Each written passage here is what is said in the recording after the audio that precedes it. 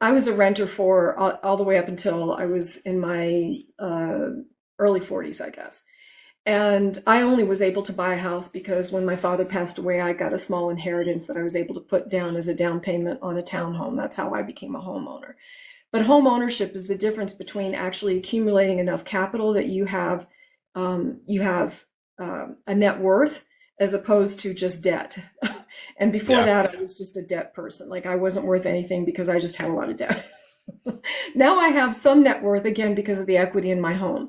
So helping people get into homes so that they're not on the rent trap is one thing that needs to happen. But how do you do that when you're a renter and the rent goes up and you don't have any equity or anything to show for the money that you're putting into the house, if you can afford to rent the apartment or the townhome or whatever, right?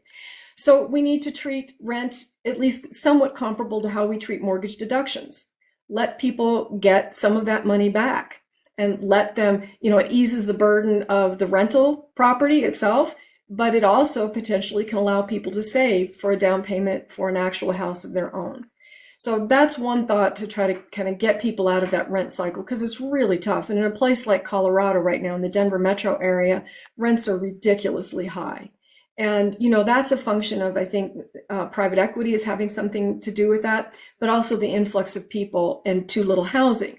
And so, how do you fix that problem? You look at communities where the housing demand has stayed high over extended period of times, those prices may never go down. And we in Colorado could potentially face a situation like that, like San Francisco and, those kinds of Los Angeles, places like that, where the demand stays high and you run out of supply and the prices stay high.